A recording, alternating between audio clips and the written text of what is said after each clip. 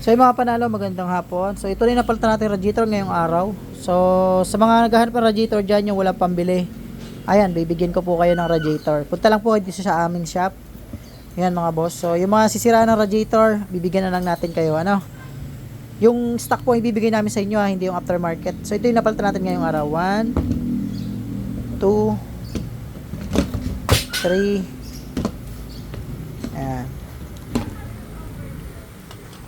4, 5, 6, 7, 8. So 8 yung radiator ngayong araw na palitan natin mga boss. Yun, gaya ng sabi ko, pag nasiraan kayo ng radiator na stock, punta lamang po kayo dito sa aming shop at ang babayaran nyo lang po ay installation kung sakali po. Free na po itong radiator na to. So bibigay ko na po sa inyo. Ayan. So sa lahat ng masisiraan dyan ng radiator na stock at walang pambili, ayan, punta lang po sa aming shop. Libre po ito, libre. Libre yung radiator po, yung installation po ay bayad. So ito nga pala yung ating RDT mga bossing. Yan. Buksan natin.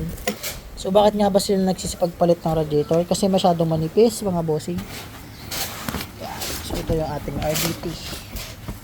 Yan, mga boss. Check nyo mabuti. Yan o. Yung sizes.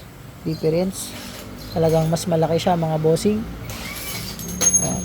So ito mga nandito is mayroong 8K odo, 5K odo. Pababa pa yung milyahe. So ito tulad nito, mga nasa 10K kilometers na natakbo nito. So mapapansin yung isang to mga bossing yan. Ito to. Ano lang yan, natakbo niyan 3K lang. Kasi itong isang to, yan, mas fresh to. Kanina 2.5 lang odo niyan, pinalta natin. Ang dami nagpapalit ng radiator ngayong araw mga boss. So ito yung ating RDT.